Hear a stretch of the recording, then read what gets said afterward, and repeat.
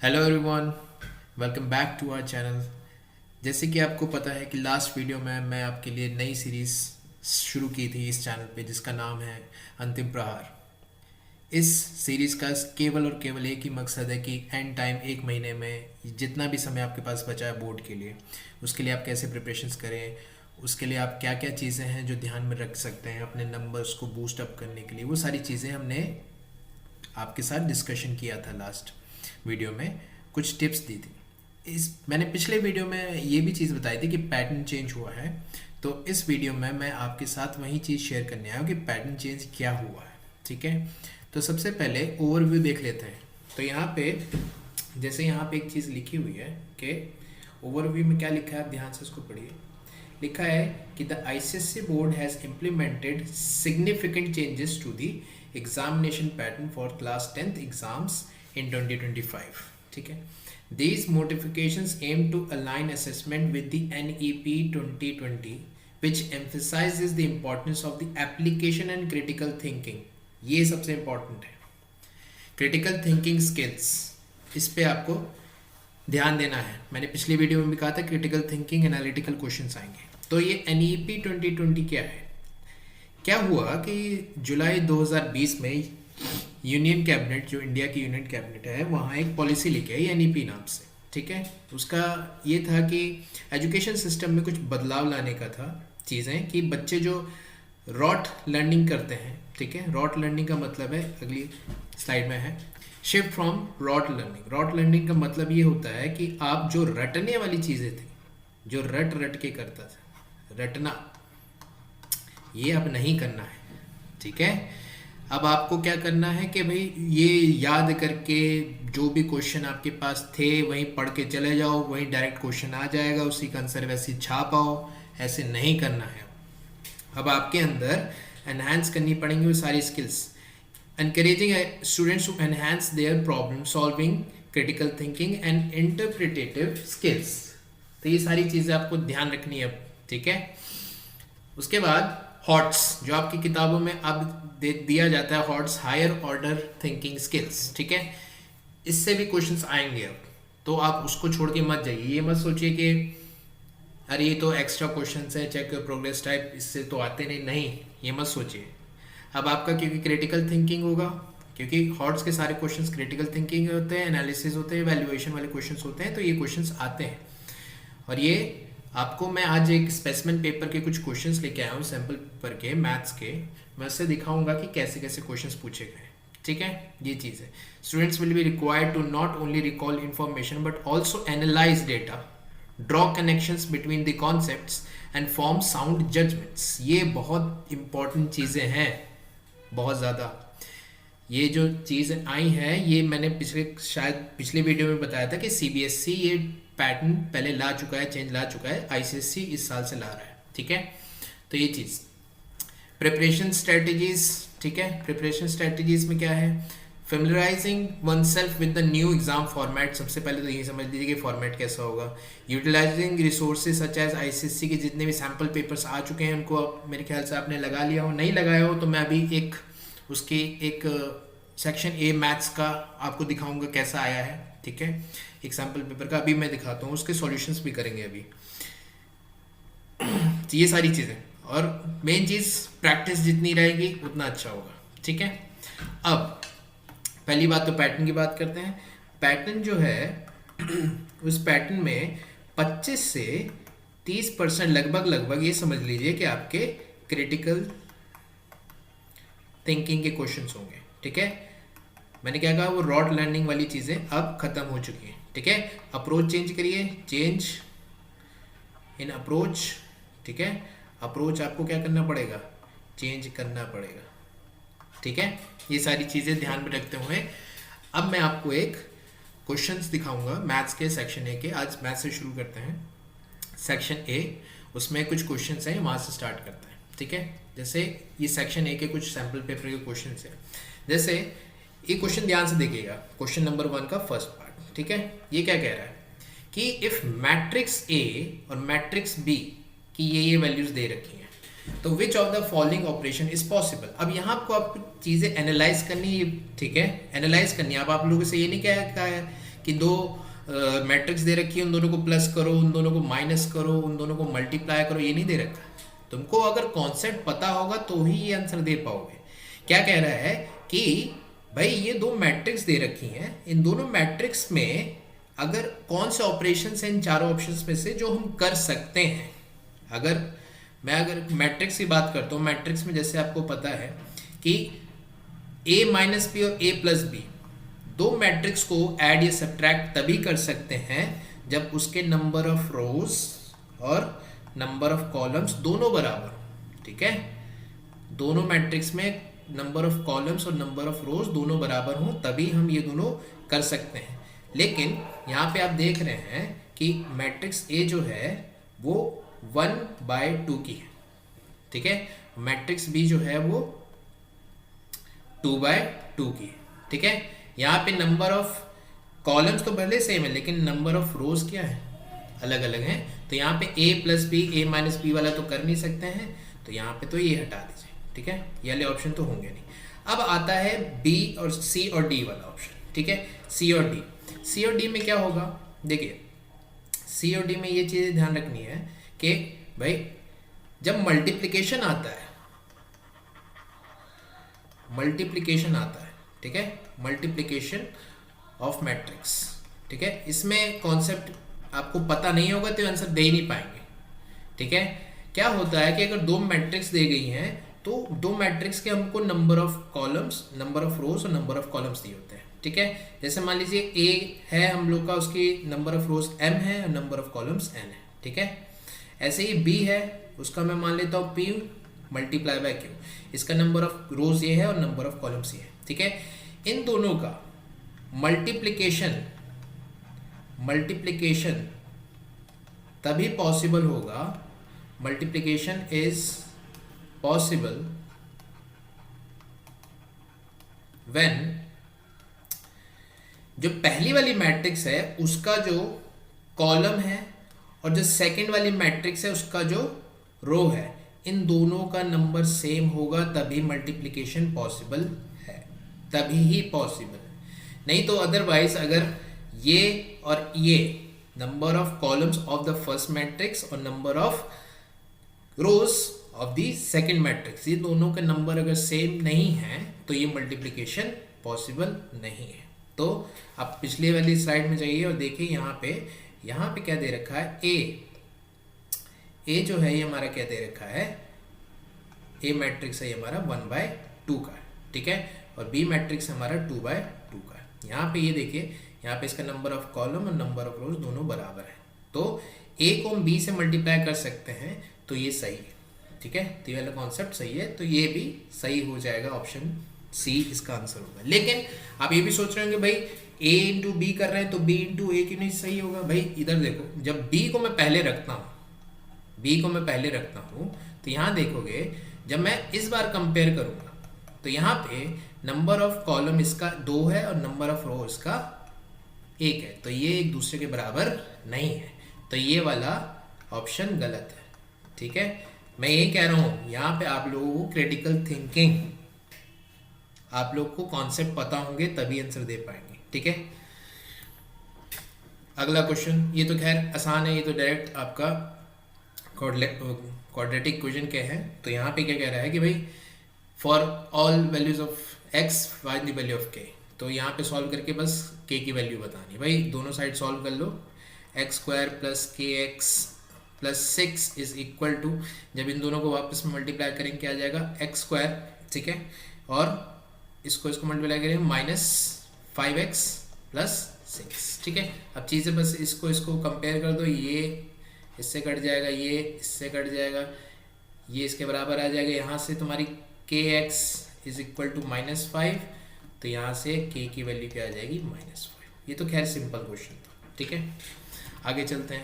आगे क्या कह रहा है कि भाई ये भी बहुत आसान क्वेश्चन है, ये भी जीएसटी वाला है कि एक रिटेलर है, उसने एक होलसेलर से 1500 का कोई चीज़ खरीदी। ठीक है, तो उसके लिए सीपी ये है। ठीक है, और उसने प्रॉफिट 10% प्रॉफिट के साथ वो चीज़ एक कस्टमर को बेच दी। तो यहाँ पे 10% प्रॉफिट हुआ है, उसको 10% प्रॉफिट हुआ है। ठीक है। तो प्रॉफिट इन रुपीज़ निकालेंगे 10%, इसका 10% निकालेंगे तो 10% प्रॉफिट कितना आ रहा है, 10% प्रॉफिट मेरा कितना हो जाएगा, 150 रुपये। ठीक है। अब 150 रुपये प्रॉफिट के साथ बेचा, तो मतलब उसने बेचा कितने में, 1500 प्लस 150, तो ये कितना हो गया, 1650 रुपये। ठीक है। अब 1650 रुपये तुम्हारी SPI है, लेकिन यहाँ पे बोला है कि इंट्रास्टेट है। इंट्रास्टेट का मतलब ये होता है कि भाई एक स्टेट से दूसरे स्टेट, और ये कह रहा है कि भाई 10% GST है, 10% GST लग गई भाई। अब GST हमेशा जितने में बेची जाएगी उतने में GST लगती है, तो GST हम SP पे लगेगी। SP हमारी 1500 है, तो GST निकालोगे तो GST कितनी हो जाएगी भाई, 10% ऑफ जितने में तुमने वो चीज़ बेची। ठीक है। तो कितना आ जाएगा, 165 रुपीज़, ही हमारा आंसर हो जाएगा। ठीक है। तो हमारा ऑप्शन डी सही हो जाएगा। ठीक है। आगे चलते हैं। आगे का क्वेश्चन है भाई, ये भी तुम्हारे कॉन्सेप्ट बेस्ड है। ठीक है। इसमें आपको डिस्क्रिमिनेंट निकालना पड़ेगा। यहाँ पे एक इक्वेशन दे रखी है x² - 6x + k = 0, और बोला है कि इसके जो भी रूट्स आएंगे वो रियल एंड डिस्टिंक्ट है। क्या है, रियल एंड डिस्टिंक्ट। ठीक है। रियल एंड डिस्टिंक्ट है, तो इसका मतलब क्या हो गया, जब हम इस क्वाड्रेटिक इक्वेशन की डिस्क्रिमिनेंट निकालेंगे, जिसे हम b² - 4ac कहते हैं। ठीक है। तो डिस्क्रिमिनेंट की वैल्यू क्या होगी, 0 से बड़ी होगी। ठीक है। 0 से बड़ी होगी, तो इसका मतलब ये है कि b² - 4ac की जो वैल्यू होगी वो 0 से बड़ी होगी। तो यहाँ पे हम सिंपल क्या करेंगे, b हम लोग की इस इक्वेशन में क्या है, b हमारा है -6 का होल स्क्वायर माइनस 4, a हम लोग का क्या है इस इक्वेशन में 1, यहाँ पे 1 पुट कर देंगे, c हमारा क्या है k, यह आ जाएगा >0। तो यहाँ पे बस क्या आ जाएगा, यहाँ पे जब सॉल्व करेंगे तो ये -6 का स्क्वायर आ जाएगा 36, माइनस पिछली स्लाइड में जाते हैं, क्या है -4 × k, तो आ जाएगा -4k। क्या आ जाएगा, -4k > 0। तो यहाँ पे जब 4k को उधर ले जाएंगे इनइक्वालिटी के, तो क्या आ जाएगा, दोनों साइड 4 से डिवाइड कर देंगे तो क्या आ जाएगा, तो आंसर क्या आएगा, k की जो वैल्यू है वो हमारी 9 से कम है। तो हमारा ऑप्शन नंबर डी आंसर हो जाएगा। ठीक है। अगले क्वेश्चन में चलते हैं। यहाँ पे भी आपको क्या करना है, एनालाइज करना है। तो क्वेश्चन नंबर 5, इसमें कुछ सॉल्व नहीं करना है। ठीक है। यहाँ पे देखिए मल्टीपल चॉइस दे रखी है, एक से ज़्यादा ऑप्शन सही हो सकते हैं। यहाँ पे क्या लिखा है, 1 2 3 ऑप्शन दे रखे हैं, इसमें से एक भी सही हो सकता है, 2 भी हो सकते हैं, तीनों भी सही हो सकते हैं। ठीक है। कह रहा है कि इसमें से AP क्या है। भाई AP का मतलब क्या होता है, AP का मतलब ये है कि अगर भाई मैंने A B C D ऐसे नंबर लिखता जा रहा हूँ, और इन सब के बीच में अगर मैं डिफरेंस देखता हूँ कॉन्जिक्यूटिव नंबर्स के बीच में, अगर सारे के बीच के डिफरेंस सेम आता है, जैसे कॉमन डिफरेंस कहते हैं, तो क्या कहलाता है कि ये सीरीज जो है वो AP में। तो बस हमको यही चेक करना है कि ये सीरीज AP में है कि नहीं, सबके बीच के बीच का डिफरेंस निकालते रहो। ठीक है। यहाँ पे क्या है, पहला और 4। ठीक है। यहाँ पे 1 और 4 के बीच में क्या डिफरेंस है, 3। इन दोनों के बीच में डिफरेंस क्या है, 5। इन दोनों की डिफरेंस क्या है, तो यहाँ पे कॉमन डिफरेंस सेम नहीं आ रहा है, तो ये वाला ऑप्शन तो होगा ही नहीं। ठीक है। तो जहाँ जहाँ 1 आएगा वाला तो ऑप्शन काट ही दो। ठीक है। अब आते हैं इस पे। यहाँ पे देख रहे हो कि जब इसको और इसको माइनस करोगे, 2√3 को √3 से माइनस करोगे तो क्या आएगा, यहाँ पे कॉमन डिफरेंस √3 ही आएगा। ठीक है। इन दोनों के बीच में करोगे, यहाँ पे क्या आएगा, √3, यहाँ पे भी आएगा। इन दोनों के बीच में करोगे, यहाँ पे भी √3 ही आएगा। ठीक है। तो सबके बीच में जो कॉमन डिफरेंस आ रहा है √3 आ रहा है, तो ये वाला ऑप्शन तो सही है। ये चेक करते हैं। इन दोनों के बीच में देखेंगे, हम इसको इससे माइनस करते हैं, इसको इससे माइनस, इसको इससे माइनस करते हैं, इसको इससे, हमेशा जो नंबर होता है उसको प्रीवियस वाले से माइनस करते हैं। यहाँ पे क्या आ जाएगा, -2, यहाँ पे भी क्या आ रहा है, -2, यहाँ पे भी क्या आ रहा है, -2। ठीक है। तो कॉमन डिफरेंस सेम आ रहे हैं, तो ऑप्शन 2 और 3 सही है, मतलब कि ऑप्शन C सही हो जाएगा। तो ऐसे आपको चीज़ें एनालाइज करके ऑप्शन टिक मारने हैं MCQs में। ठीक है। अब यहाँ पे आप क्या देख रहे हैं कि ये घबरा मत जाइएगा कि भाई यहाँ पे तो हम लोग को इरेशनल नंबर दे रखा है, क्या कॉमन, बहुत बच्चों को ये भी आज अब भी कंफ्यूजन होती है कि कॉमन डिफरेंस इरेशनल होता है। हाँ भाई, इरेशनल होता है। ठीक है। इसमें कोई घबराने की बात नहीं है, बस कॉमन डिफरेंस जो भी आए वो सेम आना चाहिए। ठीक है। अगला क्वेश्चन आपका है, कह रहा है कि भाई ये जो टेबल है, ये x is proportional to y है, तो आपको m और n की वैल्यू बतानी है। भाई ये टेबल तुम्हारा रेशियो प्रोपोर्शन के ऊपर है। कह रहा है कि x और y एक दूसरे के प्रोपोर्शन में है, तो इसका मतलब ये हो गया है इस टेबल के हिसाब से x/y जो है एक्स अपॉन वाई जो है हमारा 6 अपॉन एम के बराबर है, 12 अपॉन 18 के बराबर है और एन अपॉन 6 के बराबर है। और यहाँ से हम क्या कर देंगे, एक दूसरे को इक्वेट करके एम और एन की वैल्यू निकाल लेंगे। ठीक है, तो 6 अपॉन एम पहला इक्वेशन यूज़ करेंगे, यहाँ से सॉल्व करेंगे। 6 1 ज़ा 6 2 ज़ा और 1 2 1 ज़ा 2 9 ज़ा, तो यहाँ से m की वैल्यू क्या आ जाएगी 9। ठीक है, तो जहाँ जहाँ m की वैल्यू 9 है तो वो वाले सही होगा, बाकी जहाँ नहीं है वो तो काट ही दो। ठीक है, अब n की वैल्यू आ जाते हैं। अब यहाँ पे सेम करेंगे, 12 upon 8 is equal to n upon 6, ये काटेंगे 1 ज़ा जाएगा 3। ठीक है, 3 1 ज़ा 3 4 ज़ा, तो n की वैल्यू क्या आ जाएगी 4 आ जाएगी। ठीक है, तो यहाँ पे m 9 है और 4, तो ये ऑप्शन सी सही हो जाएगा। ठीक है, आगे ये वाला क्वेश्चन अच्छा है, इंटरेस्टिंग सा है। यहाँ पे क्या कह रहा है, देखो भाई इसने बोला है कि ट्रायंगल ए बी सी और पी क्यू आर एक दूसरे के प्रोपोर्शनल में है, एक दूसरे के सिमिलर ट्रायंगल है, प्रोपोर्शनल है। ठीक है, अब यहाँ पे एक चीज़ ध्यान रखो, जब भी दो ट्रायंगल्स एक दूसरे के प्रोपोर्शन में होते हैं तो उनके जो कॉरस्पॉन्डिंग साइड्स होती हैं उनका रेशियो आपस में क्या होता है, बराबर होता है। क्या होता है, बराबर होता है। तो यहाँ पे क्या हो जाएगा कि ए बी जो है, A B upon P Q is equal to B C upon Q R is equal to A C upon P R. ठीक है, क्योंकि यहाँ पे दे रखा है तो तीनों साइड्स जो है, तीनों साइड्स के जो रेशियो होंगे कॉरस्पॉन्डिंग साइड्स के वो क्या होंगे, सेम होंगे। ठीक है, तो उन सबका रेशियो क्या होगा, सेम होगा। ठीक है, ये सिमिलैरिटी ऑफ ट्रायंगल से निकाला जाता है, ये थ्योरी है। ठीक है, उसके बाद सिंपल इधर देखिए, यहाँ पे आप लोग को एक चीज़ दे रखी है कि A D upon P S, इन दोनों ट्रायंगल्स के जो ऑल्टीट्यूड्स दे रखे हैं, ठीक है, इन दोनों ट्रायंगल्स के जो ऑल्टीट्यूड्स दे रखे हैं उनका रेशियो दे रखा है यहाँ पे, A D upon P S is equal to 3/8 दे रखा है। ठीक है, इस चीज़ का ध्यान रखिए। अब यहाँ पे देखिए कि हमको ये पता है कि अगर मुझे ये पता है कि दो ट्रायंगल्स अगर एक दूसरे के कॉन्ग्रुएंट होते हैं, सिमिलर होते हैं, तो उनके एरिया जो होते हैं, जैसे मैंने लिखा area of triangle A B C upon area of triangle P Q R. ठीक है, ये किसके बराबर होता है, इनके जैसे कॉरस्पॉन्डिंग साइड्स बराबर होते हैं वैसे इनके यही कॉरस्पॉन्डिंग साइड्स के जो स्क्वायर्स होंगे वो भी आपस में बराबर होते हैं। ये एरिया का फॉर्मूला होता है जब भी सिमिलर ट्रायंगल्स की बात करते हैं। तो यह यहाँ हो जाएगा ए बी का स्क्वायर अपॉन पी क्यू का square is equal to B C का स्क्वायर अपॉन क्यू आर का square is equal to A C का स्क्वायर अपॉन पी आर का स्क्वायर। ठीक है, यहाँ पे ऐसे आ जाएगा। तो यहाँ पे बस कुछ नहीं करना। अब हमको पता है कि एरिया ऑफ ट्रायंगल यहाँ पे निकालेंगे। एरिया ऑफ ट्रायंगल क्या हो जाएगा यहाँ पे, 1/2 इंटू बेस इंटू हाइट। तो यहाँ पे क्या हो जाएगा, बी सी हाइट कितनी दे रखी 80 अपॉन 1/2, इस वाले ट्रायंगल का बेस क्या है क्यू आर, हाइट कितनी है पी एस। ठीक है, ये बराबर हो जाएगा। हमको ढूंढने को क्या कहा गया है, A B upon P Q ढूंढने को आ गया है। तो ये वाला हम इक्वेशन ले लेते हैं, A B square upon P Q square ले लेते हैं। ठीक है, अब क्या करेंगे, यहाँ पे ये हाफ और ये हाफ क्या हो जाएंगे, कट जाएंगे। ठीक है, हम लोग को क्वेश्चन में क्या दे रखा है, ए डी और पी एस का, इसका और इसका रेशियो दे रखा है। ठीक है, तो यहाँ पे सिंपल क्या कर देंगे, इसका रेशियो पुट कर देंगे। और B C upon Q R, यहाँ पे देख रहे हो B C upon Q R की जगह मैं क्या लिख सकता हूँ, A B upon P Q. ठीक है, A B upon P Q लिख सकता हूँ। यहाँ पे क्या लिख दूंगा, A B upon P Q multiply by A D upon P S की जगह मैं उसकी वैल्यू रख दूंगा 3/8। ये किसके बराबर होगा, ए बी का स्क्वायर अपॉन पी क्यू का स्क्वायर। ठीक है, यहाँ से ए बी एक कट जाएगा। ठीक है, और पी क्यू एक कट जाएगा।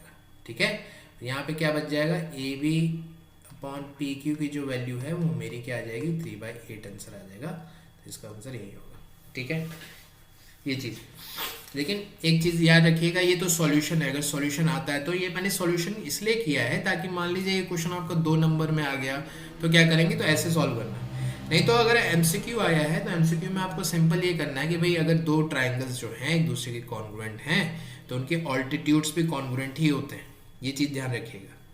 ठीक है, आप MCQ ऐसे ही डायरेक्ट उसको लगा के आ जाइए 3/8। अगर 3/8 एक साइड दे रखी है तो उसके जो कॉरस्पॉन्डिंग साइड होंगे वो भी वही होगा। ठीक है, ये चीज़ ध्यान रखिएगा। ये मैंने सॉल्व करने का बस मकसद ये है कि मान लीजिए ऐसे क्वेश्चन 2 या 3 नंबर में आ जाता है तो ऐसे ही सॉल्व करिएगा। ठीक है, अगले में चलते हैं। ये भी भाई इसमें आपको इवेल्युएट करना है, आपको एनालाइज करना है। भाई एक इसमें क्या दे रखा है, एक ऐसे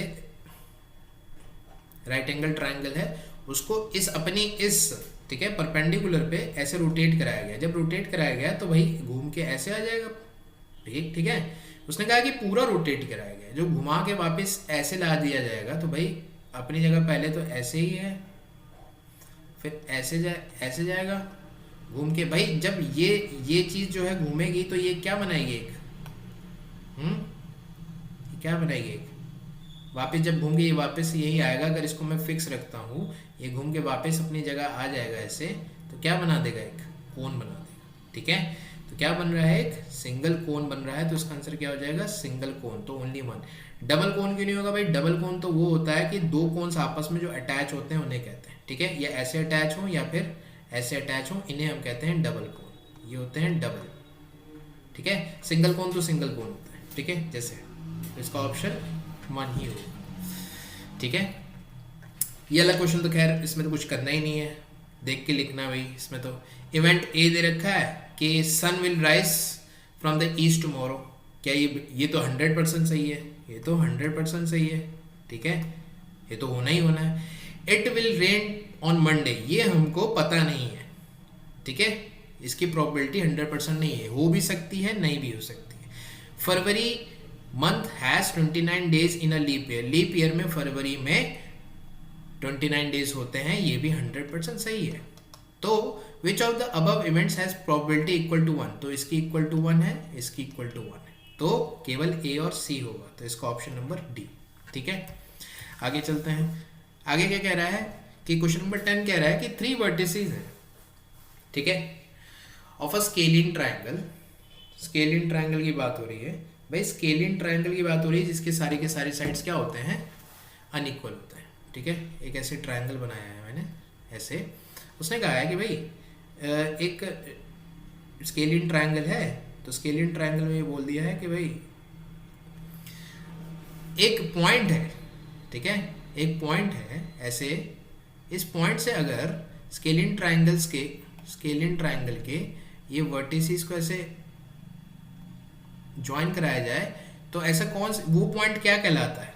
ठीक है, इक्वल डिस्टेंट होते हैं, उस पॉइंट को हम क्या कहते हैं। ठीक है, एक ट्राइंगल है स्केलिन ट्राइंगल, उसके अंदर ऐसा कौन सा पॉइंट है जिस पॉइंट से अगर मैं तीनों वर्टिसेस को ज्वाइन करवा दूंगा तो वो डिस्टेंस, तीनों की तीनों डिस्टेंस इक्वल डिस्टेंट होती हैं, बराबर होती हैं। ठीक है, तो ये चीज़ें किताबों में मेरे ख्याल से नहीं दी होगी, ये अगर पता होगा तभी कर पाओगे। ये मेरे ख्याल से क्लास 10th की बुक में नहीं है, क्लास 9th की बुक में है।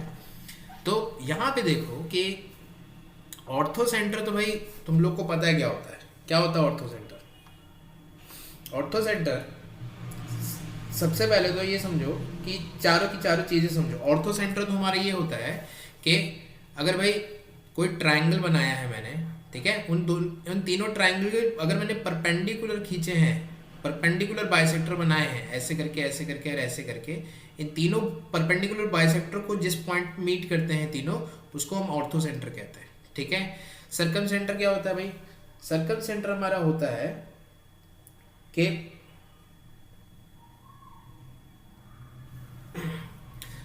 सॉरी, ये मैं आपको ऑर्थो बता रहा हूँ, ये सर्कम सेंटर होता है। ठीक है, ये सर्कम सेंटर होता है। ऑर्थो वाला आपका होता है कि ऑल्टीट्यूड की बात हो रही है। ठीक है, अगर मैं कोई ऑल्टीट्यूड बनाता हूँ, 3 साइड्स के ऑल्टीट्यूड बना रहा हूँ और तीनों साइडों के ऑल्टीट्यूड जिस पॉइंट में मिलते हैं वो हमारा ऑर्थो सेंटर कहलाता है। ठीक है, सर्कम सेंटर क्या होता है, सर्कम सेंटर हमारा, फिर से मैं बता रहा हूँ कि परपेंडिकुलर बाइसेक्टर तीनों साइड्स के जिस पॉइंट में मिलते हैं वो हमारा सर्कम सेंटर कहलाता है। ठीक है, और हमारा जो सेंट्रॉइड होता है, सेंट्रॉइड होता है कि हमारा जो ट्राइंगल है उनके मिडेन जिस पॉइंट्स में मिल रहे हैं, मिडेन उस पॉइंट को हम सेंट्रॉइड कहते हैं। तो इसका आंसर जो होगा वो इन सेंटर होगा। इन सेंटर हमेशा वर्टिसेस की बात होती है, ये याद रखना। अगर नहीं याद हो रहा है तो बस ये समझ लो कि वर्टिसेस को मिला के इन सेंटर बनता है। ऑर्थो, सरकम सेंटर, सेंट्रॉइड, ये सब साइड्स की बात हो रही है। ठीक है, ऐसे याद करना तो ऐसे याद कर लो। ठीक है, ये अगर क्वेश्चन में वर्टिसेस की बात हो रही है तो इन सेंटर होता है। ठीक है, तो इन सेंटर क्या होता है, अगर तीन वर्टिसेस जो होती हैं, तीनों वर्टिसेस को ज्वाइन करा दिया जाए ऐसे पॉइंट पे जहां से तीनों जो वर्टिसेस से जो लाइन गई है, जो उस पॉइंट को टच कर रही है, वो इक्वल डिस्टेंट है, तो उसे हम इन सेंटर कहते हैं। ये हमारा इन सेंटर कहला गया। ठीक है, ये चीज। आगे वाला क्वेश्चन ये कह रहा है कि in a circle with radius r the shortest distance between two parallel tangents is equal to। भाई एक सर्कल मैंने बनाया है ऐसे। ठीक है, अगर मैं ये इसका सेंटर मान लेता हूँ, ठीक है, और इस सेंटर से यहाँ पे क्या करता हूँ, एक टेंजेंट ऐसे खींच लेता हूँ, एक, ठीक है, एक टेंजेंट ऐसे खींच लेता हूँ। ठीक है, पैरेलल नहीं है लेकिन कोई बात नहीं, समझ जाइएगा भाई। अगर मैं एक जो टेंजेंट पॉइंट जिस पॉइंट पे टच कर रहा है, इसको अगर मैं यहाँ से ज्वाइन कराता हूँ, ठीक है, ऐसे करके यहाँ ज्वाइन कराता हूँ और इसको यहाँ ज्वाइन कराता हूँ, दोनों पॉइंट्स को, भाई ये तो 90 डिग्री बनाते हैं। ये तो पता ही हम लोग की प्रॉपर्टी है भाई। टेंजेंट जो है सर्कल के साथ, उसके जब रेडियस को टच कराते हैं, ज्वाइन कराते हैं, तो वो पॉइंट पे वो 90 डिग्री बनाता है। ठीक है, पता है भाई। उसने ये बोला है कि शॉर्टेस्ट डिस्टेंस इन दोनों पैरेलल टेंजेंट्स के बीच क्या होगी। भाई तुम बताओ, ये आर है यहाँ से लेके यहाँ तक, और ये भी यहाँ से लेके यहाँ तक क्या है, आर है। भाई इन दोनों को ऐड कर दो, भाई तुम्हारा आंसर हो जाएगा 2r होता है। ठीक है, याद भी रखिएगा, दो parallel tangents of the same circle, ठीक है, इन दोनों के बीच की डिस्टेंस क्या होती है, 2r होती है। ठीक है, ये भी क्वेश्चन है, ये भी आपको एनालाइज करके बताना है। भाई एक बात बताओ, इस क्वेश्चन में बोला है एक ऑब्जर्वर है, पॉइंट ई पे खड़ा है, ठीक है, certain distance from lamp post A B. यहाँ ये लैम्प पोस्ट है, इससे कुछ दूरी में खड़ा हुआ है ऐसे। ठीक है, यहाँ से लेके यहाँ तक उसने बोला है finds the angle of deviation from top of the lamp post from position C D and E. वो सी डी और ई तीन पोजीशन से ये एंगल ऑफ एलिवेशन देख रहा है कि क्या क्या है। ठीक है, पॉइंट सी पे देखा हो कि अल्फा है, पॉइंट डी पे गया तो बीटा है, पॉइंट ई पे गया तो गामा है। ठीक है, तो उसने ये बोला it is given that B C D are in a straight line, सारी की सारी स्ट्रेट लाइन में है, तो ये बताना है कि कौन सी कंडीशन सेटिस्फाई करती है। एक बात बताओ भाई, इस डायग्राम को देख के हमको साफ साफ पता चल रहा है कि जो अल्फा है वो बीटा से बड़ा है, और बीटा जो है वो गामा से क्या है, बड़ा है। तो सबसे छोटा हमारा क्या है, सबसे छोटा हमारा गामा है, और सबसे बड़ा हमारा क्या है, अल्फा है। भाई उसने बोला है कि डिस्टेंस पोल से क्या है। भाई मुझे डिस्टेंस पूछिए, भाई डिस्टेंस की बात कर रहा हूँ, अगर मैं tan अल्फा की बात करता हूँ तो tan अल्फा जो होगा वो यहाँ से लेके यहाँ तक। ठीक है, ये क्या हो जाएगा, ये perpendicular A B upon B C. ठीक है, ऐसे परपेंडिकुलर अपॉन बेस, यहाँ पे भी बीटा के लिए परपेंडिकुलर अपॉन बेस, ऐसे ही गामा के लिए परपेंडिकुलर अपॉन बेस। ठीक है, तो उसमें पूछा है कि कौन से टेंजेंट की वैल्यू बड़ी होगी। भाई एक बात बताओ, तुमको ये पता है कि जब भी मैं tan का एक टेबल बनाता हूँ, ठीक है, 0 डिग्री, 30 डिग्री, 45 डिग्री, है ना, ऐसे करके यहाँ बनाता हूँ नए पेज पे, 0 डिग्री, 30 डिग्री, 45 डिग्री, 60 डिग्री, है ना, और 90 डिग्री। ठीक है, ये मैं डिग्रीज बनाता हूँ। तुम लोग को पता है कि tan 0 की जो वैल्यू होती है, tan की जो वैल्यू निकालूंगा अगर, जैसे मैं यहाँ tan लिख दिया, tan 0 की वैल्यू क्या हो रही है, 0, tan 30 की वैल्यू क्या हो रही है, 1/√3, tan 45 की वैल्यू 1, tan 60 की ये, और tan 90 की क्या होती है, नॉट डिफाइंड इनफाइनाइट। तो यहाँ देख रहे हो कि जैसे जैसे तुम्हारा थीटा की वैल्यू बढ़ती जा रही है, तो तुम्हारी जो tan थीटा की वैल्यू है वो भी बढ़ती जा रही है। ठीक है, तो यहाँ पे भी वही चीज होगी, अल्फा ये जितने भी एंगल ऑफ एलिवेशन जिस अरेंजमेंट में लगे हैं, उसी अरेंजमेंट में तुम्हारे tan की भी वैल्यूज लगेंगी। तो यहाँ से हमारे पता चलेगा tan alpha is greater than tan beta is greater than tan gamma. ठीक है, अब ये तीनों को देख लो और यहाँ पे चेक कर लो कि कौन सा सेटिस्फाई कर रहा है। यहाँ पे tan alpha is greater than beta, हाँ ये वाला तो सही है, tan beta is less than, ये तो गलत है, ये भी गलत है, और ये भी गलत है। ठीक है, केवल ऑप्शन ए होगा। तो यहाँ पे भी ऐसी चीजें देखनी पड़ेंगी वहाँ पे। ठीक है, यहाँ पे शेयर वाला है, ठीक है, शेयर वाले तो आप आसानी से कर सकते हैं। उसके बाद यहाँ पे ये भी, इसमें भी कोई एनालाइज नहीं करना है, यहाँ पे केवल और केवल आपको क्या करना है, फॉर्मूला लगाना है। ठीक है, यहाँ पे सिंपल क्या लिखा हुआ कि ये आप कर लीजिएगा। इसका इसका आंसर मुझे आप कमेंट सेक्शन में नीचे दीजिए क्या होगा। ठीक है, इसने बोला कि 100 रुपये का कोई शेयर है। ठीक है, एक शेयर है, उसकी वैल्यू जो है वो क्या है, 100 रुपये है एक की। ठीक है, उस सबकी वैल्यू 100 रुपये दे रखी है 12% पे, और मार्केट वैल्यू जो है इतनी इतनी दे रखी है। ठीक है, तो आप आंसर बताइएगा कि प्रीमियम में कौन सा है। ठीक है भाई, क्वेश्चन नंबर 14 है, ये क्या कह रहा है, क्वेश्चन नंबर 14 जो है ये कह रहा है कि ऐसे कौन सी, इनमें से कौन सी लाइनें हैं जो कि ओरिजिन से जाती हो। भाई एक बात बताओ, कोई भी लाइन है, ठीक है, कोई भी इक्वेशन है, अगर वो ओरिजिन से जा रही होगी, ठीक है, तो इसका मतलब सिंपल ये होता है, अगर मैं x और y की वैल्यू उसमें 0 रख दूंगा तो वो 0 हो जाएगा। सिंपल, अगर मैं यहाँ पे x और y की वैल्यू 0 रखता हूँ, इसको मैं ऐसे लिखता हूँ, x और y की वैल्यू अगर 0 रखूंगा तो ये क्या इसके बराबर आ रहा है, नहीं। ठीक है, इसको लूंगा, ये तो x इज इक्वल टू 5 है, ये तो y एक्सिस पे होती है। ठीक है, और y इज इक्वल टू इतना, ये तुम्हारा x एक्सिस के पैरेलल होगी, समझ में आ रही है, और ये y एक्सिस के पैरेलल होगी, ये तो ओरिजिन से जा रही होंगी, केवल और केवल ये बच रहा है। ठीक है, यहाँ पे भी तुम कर ही सकते हो भाई, ये इस वाली इक्वेशन को मैं क्या लिख दूंगा, ये लिख दूंगा, जब ये दोनों तभी बराबर होंगे जब x और y क्या होगा, 0, तो केवल और केवल यही वाली इक्वेशन होगी जो ओरिजिन से जा रही होगी। ठीक है, ये वाला क्वेश्चन।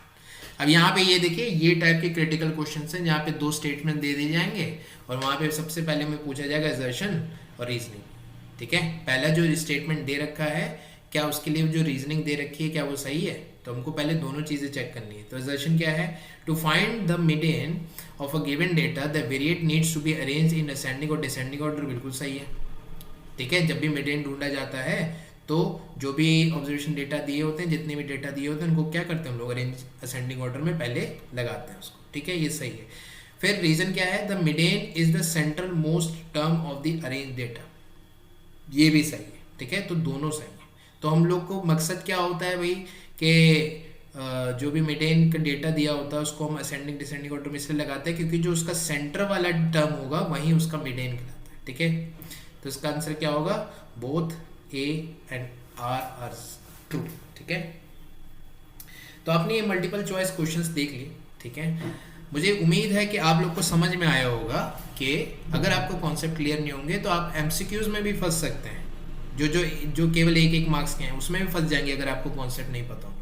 ठीक है, तो अगले वीडियो में मैं आपके लिए पूरा का पूरा फुल फ्लेजेड पेपर लेके आऊँगा। ये तो मेरे दिखाने के लिए था कि केवल और केवल कि भाई ऐसे टाइप के पेपर्स आएंगे, आपको एनालाइज करना पड़ेगा। ठीक है, सोचना पड़ेगा, वहाँ पे चीज़ें सॉल्व नहीं करनी है, वहाँ पे समझ में आ रही है, अब दिमाग लगाना है।